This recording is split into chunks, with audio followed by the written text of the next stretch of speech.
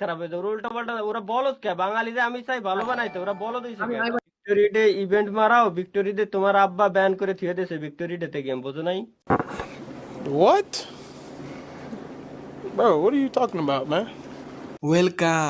Welcome ভিডিওর wait দেখো, আমি খুব ভালো করে জানি তোমরা ভিডিও দেখা শুরু করতে না করতেই তোমরা সবাই কমেন্ট বক্সে চলে গেছো কমেন্ট করতে। এন্ড কমেন্ট বক্সে ম্যাক্সিমাম সবার একটাই প্রশ্ন, ভাই কেন আপনি রেগুলার ভিডিও আপলোড করেন না? চলো শুরুতে তোমাদেরকে এই প্রশ্নের উত্তরটা দিয়ে দিই। তোমরা যদি ভালো করে লক্ষ্য করো তাহলে আমাদের আশেপাশে কিছু বকচোদ মার্কা পোলাপান দেখতে পারবা, যে বকচোদ গুলোর নির্দিষ্ট কোনো কাজকর্ম নেই। এদের নির্দিষ্ট কোনো কাজকর্ম না থাকায় এরা সারাদিন বাপের হোটেলে খায় এন্ড সারাদিন ফেসবুকে পড়ে থাকে। আর এই বোকাচোদা গুলো সারাদিন কেন ফেসবুকে পড়ে থাকে জানো? জানি না।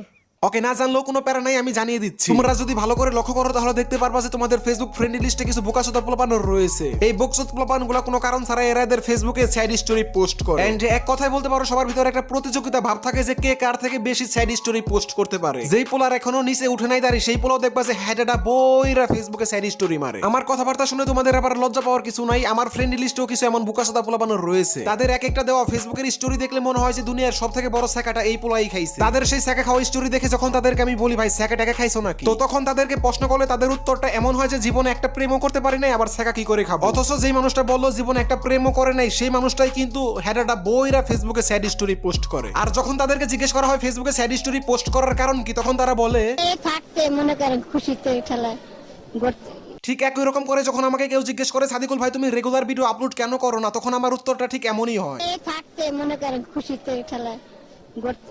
সো হ্যালো ব্যাপার ওয়েট সো হ্যালো ভাই ব্রাদার, ওয়েলকাম ব্যাক অল্প কিছু সময়ের জন্য। তো কেমন আছো তোমরা? আশা করি আল্লাহর রহমতে তোমরা সবাই অনেক অনেক ভালো আছো এন্ড আল্লাহর রহমতে আমিও ভালো আছি, বাট একটু শরীর খারাপ। শোনো, সব থেকে মজার কথা হচ্ছে আজকের ভিডিওতে যাদেরকে নিয়ে কথা বলবো না প্রত্যেকটা বাইঞ্চো। আমি আমার পরবর্তী ভিডিও কোন টপিকে বানাবো এটা জানতে চাই আমি একটা কমিউনিটি ট্যাবে পোস্ট করি এন্ড সেখানে তোমাদের কাছে জিজ্ঞেস করেছিলাম যে আমি কোন টপিকে ভিডিও বানাবো। মাশাআল্লাহ, সেখানে 80% মানুষই কমেন্ট করেছিল যে পার্টনার প্রোগ্রামে থাকা দালালদেরকে রোস্ট করো। যদিও আমি আমার ফেসবুকে বলেছিলাম যে গেমিং উইথ বিস্টিকে রোস্ট করব, কিন্তু তোমাদের চাহিদার কথা চিন্তা করে চলে আসলাম এই টপিকে। তো চলো নিজের বিস্তারিত নিজেই টুক্কা মেরে আজকের ভিডিও শুরু করা যাক। শুরু করেন জামাই সাহেব। প্রসঙ্গ যখন পার্টনার প্রোগ্রাম নিয়ে দালালের কথা তো আসবে। আজকে তোমাদেরকে আমি আমার জানা মতে টপ 3টা দালালের সাথে পরিচয় করে দিব যারা কিনা ফ্রি ফায়ার কমিউনিটিতে টপ 3 জন দালাল। আমি জানি দালালদের নাম্বারিং করতে গেলে সর্বপ্রথম একদম সর্বফার্স্ট যার নামটা আসবে সে হচ্ছে ইটস কাব্য। এখন যারা যারা কাব্যর ফ্যান ফলোয়ার আছে তারা হয়তো আমাকে গালি ক্লাস করবা, তাতে আমার বাল ছেড়া যাবে। এন্ড দ্বিতীয় পজিশনে বা সেকেন্ড যে দালালটি রয়েছে তার নাম হচ্ছে গেমিং উইথ তালহা। আমি খুব ভালো করে জানি তোমরা অনেকে মনে করো তালহা হয়তো খুবই ভালো মানুষ, তালহা বড় বড় কথা বলে মুখে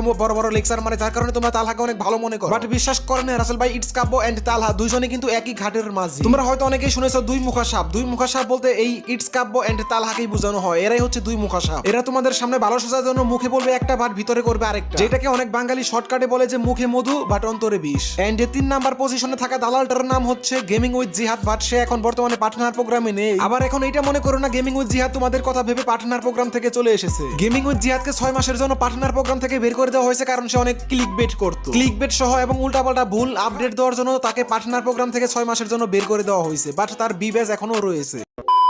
গাইস, তোমরা যারা যারা আমার রেগুলার ভিডিও দেখো, তোমরা যারা যারা আমার আগে থেকে ভিডিও দেখো, তোমরা সবাই জানো যে এর আগেও আমি পার্টনার প্রোগ্রাম ওয়ালা ইউটিউবারদেরকে অনেক রোস্ট করেছি, বাট গেমিং উইথ তালহাকে নিয়ে এর আগে কখনো কোনো বাজে মন্তব্য কিংবা তাকে নিয়ে কোনো রোস্ট ভিডিও কিন্তু এর আগে করিনি। সো আশা করি তোমরা সবাই খুব ভালো করে বুঝে গেছো যে আজকের ভিডিওতে আমরা কাকে হালকার উপর ঝাপসা লাড়াচাড়া দিব।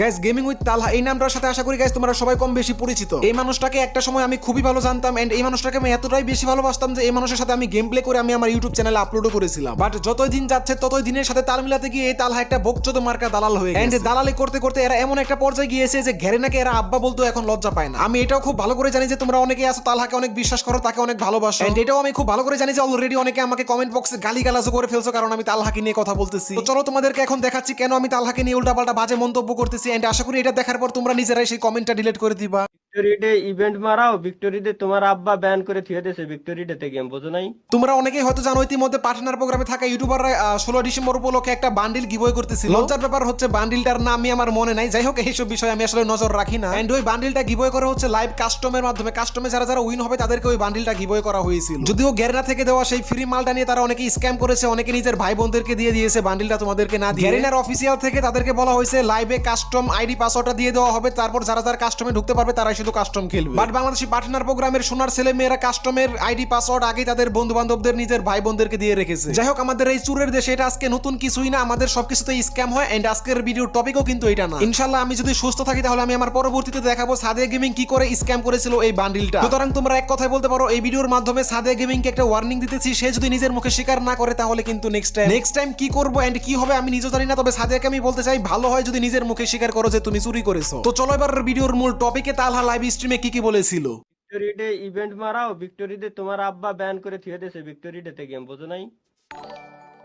তারা ভাই ইগনোর করেন। ভাই আমি পারি না, আমার মেজাজ খারাপ হয়ে যায়। উল্টা পাল্টা ওরা বলদ কে বাঙালিদের, আমি চাই ভালো বানাইতে, ওরা বলদ হইছে কে? ভাই ভাই ওরা জীবনে ভালো হবে না। ইমাম হচ্ছে আন্ডার টিনেজার্স, যা বোঝায় সেটাই বোঝে, সব দিকে যায় ওদের ফার্স্টে যে যা বলবো ওই ফার্স্টে না কথা না না বিশ্বাস ফার্স্ট করে বসে ভাই, থাকবে। আমি তো এত চেষ্টা আচ্ছা, আমি করতেছি start যে ওরা দিলাম ভাইয়া। একটু বুঝো। মূলত তারা পার্টনার প্রোগ্রামে থাকা অনেকগুলো কন্টেন্ট ক্রিয়েটর যখন একসাথে লাইভে বসে তারা গিভওয়ে করতেছিল, তখন অনেকেই তাদেরকে জিজ্ঞেস করতেছিল যে তাদের লাইভ স্ট্রিমের কমেন্ট বক্সে অনেকেই কমেন্ট করে বলতেছিল যে ভাই আমাদেরকে 16 ডিসেম্বর উপলক্ষে কোনো ইভেন্ট কেন দেওয়া হলো না। এন্ড এই কমেন্টগুলো দেখার পর তোমাদের সাধু বাবা ইউটিউবার চেতে যায় এন্ড সে বলে যে তোমাদের বাবারা নাকি গেম ব্যান করে দিয়ে রেখেছে। একজনের সাধারণ অডিয়েন্স হিসাবে মানুষ কমেন্ট করে বলতেই পারে তার চাহিদা এবং সে কি চায়, তাই বলে সেই অডিয়েন্সের প্রশ্নের উত্তর এইভাবে খেপে দিতে হয়। ভাই এখন তোমরা অনেকেই বলতে পারো যে সাদিকুল ভাই তুমি নিজেই তো গালিগালাজ করো। বাইরে ভাই আমি যে আমার লাইভ স্ট্রিমে আমার ভিডিওতে গালিগালাজ করি এটা আমি তুমি সবাই জানে এন্ড আমার পাশের আন্টিও জানে। আমি তো আর গেমিং উইথ তালহার মতো মুখে মুখে সুন্দর সুন্দর কথা বলে ভদ্র কথা বলে তোমাদেরকে বোকাচোদা বানাইতেছি না। যাই হোক, চলো এখন আমাদের সাধু ভদ্র ইউটিউবার তালহার কথার উত্তর দেওয়া যায়। বাংলাদেশের সব থেকে ভদ্র ইউটিউবার গেমিং উইথ তালহা, তার ভাষ্য মতে গেম ব্যান হওয়ার কারণে গেমে কোনো ইভেন্ট দেওয়া হচ্ছে না। ওকে ঠিক আছে, আমি মেনে নিলাম গেম ব্যান হওয়ার কারণে বাংলাদেশ সার্ভারে কোনো ইভেন্ট দেওয়া হচ্ছে না, বাট এইগুলা কি?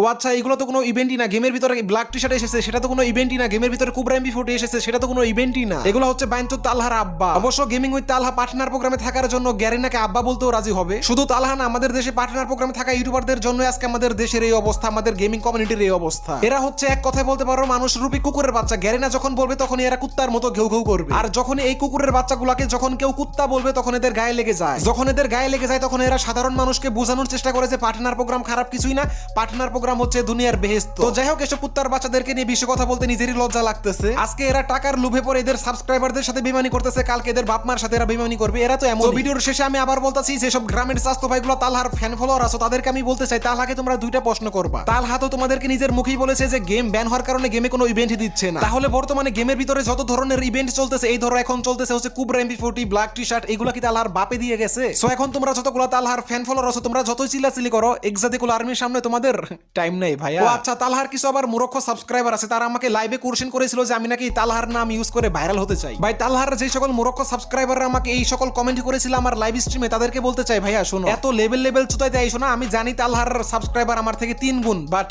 টাইম নাই ভাইয়া, এক্সাদিকুল আর্মির সামনে টাইম নাই। 2 দিনের ইউটিউবার আঙ্গুল ফুলে কলা গাছ হয়েছে। হ্যাঁ আমি মানতেছি তালহা অনেক ভালো একটা মানুষ, সে অনেক ভালো কন্টেন্ট বানায় এন্ড সে যেমন ভালো মানুষ, যেমন ভালো কন্টেন্ট বানায়, ঠিক ওই রকম ভালো করেই তোমাদেরকে পিছনো মারতে পারে। গেমিং উইথ তালহা মেবি ভুলে গিয়েছে তার চ্যানেল যখন দুইটাই নষ্ট হয়ে যায় তখন কিন্তু বাংলাদেশের মানুষ ফেসবুক গ্রুপে পোস্ট করে তার চ্যানেলটা বড় করেছিল। ও আচ্ছা, তালহার ওইসব বলে তোমার লাভও নাই, টাকার লোভে পড়ে তোমাদেরকে পুটকি মেরে দিল। সো যাই হোক গাইস, এই ছিল আজকের ভিডিও কেমন লাগলো অবশ্যই কমেন্ট করে জানাবা। এন্ড ভিডিওতে লাইক না দিলে শীতকালে নুনু ছোট হয়ে যাবে। এন্ড হ্যাঁ, আমার ভিডিওতে লাইক দেওয়া শেষ হলে তোমরা ঘুরে আসতে পারো গেমিং উইথ তানবীর এই ভাইয়ের ইউটিউব